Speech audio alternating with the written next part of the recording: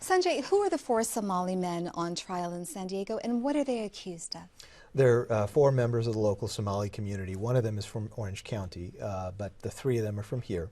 Two of them are cab drivers. One of them was the imam of a local mosque that's frequented by the Somali community.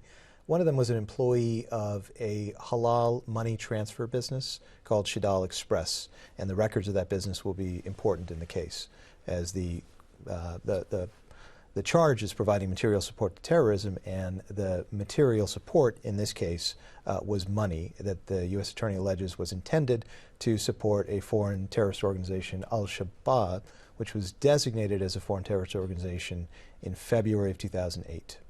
And the wiretaps, which is the crux of the government's evidence, is actually, those were recorded back in 2008.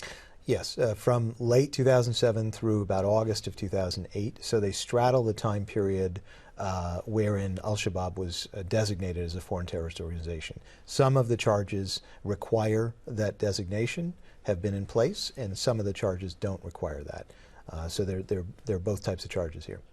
Abdi, I know that when these charges were first brought in 2010, the Somali community, the local Somali community, felt like they were being singled out. Since then, U.S. Attorney Laura Duffy has really reached out to the community. How confident are local Somalis that these four men are receiving a fair trial?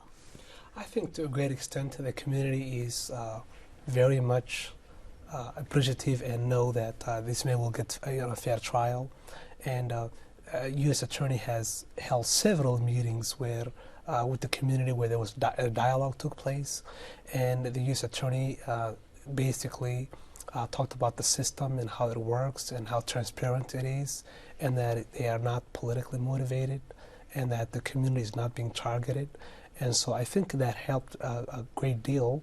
But to family members of these defendants, obviously they're going to be very anxious, and they have to get to see, and we'll see what comes out. But they're very nervous.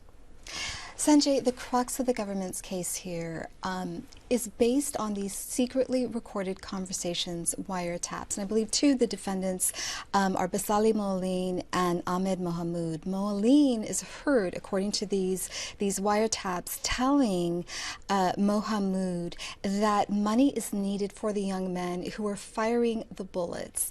How big of a hurdle are these wiretaps for the defense? Well, for Basali in particular, who's recorded far more frequently than the other defendants, it's a very compelling case painted by the wiretaps. There are a number of issues presented. So clearly, if the wiretaps are credited, they come in as the U.S. Attorney says they would, then that will be most likely lead to a conviction. But we have four defendants here. And so we have to look at the quality and quantity of evidence against each one of them. If the evidence against Basali is extremely compelling, he's on many, many recordings being very explicit, then when you have far more nuanced and cryptic communications, and that's all you have as to some other defendants, that can be the situation where a wiretap actually cuts against your case against another defendant. You also have the problem here that the wiretaps are all in the Somali language. They're not in English. The jurors obviously don't speak Somali, so they're going to have to be translated. That process takes away some of the power of playing the defendant's own words in court.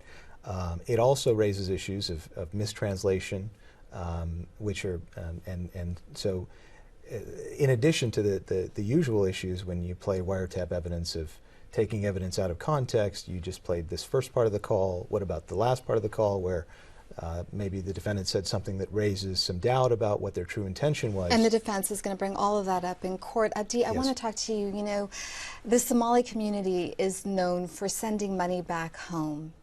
And I want to know, how big of a damper has this case put on that activity, given the fact that, these four guys are accused of sending money to Somalia, albeit to a terrorist group? But has it put a chill on that? Well, yes. Ever since September 11 occurred, there has been a whole series of laws that the federal government has enacted, which provided people sending money to be much more transparent for their to know who's really sending money. But after that, I think the U.S. Attorney, they've made it very clear that folks that are just sending money to their family, that will not be hampered at all. It's just that people that are sending it to organizations that are banned, or designated as terrorist organizations. So in that sense, it has not had a lot of effect. So people can still send money to their families. Abdi, Sanjay, we're going to have to wrap it there. We'll continue to watch this trial. Thank you. Thank you. Thank you.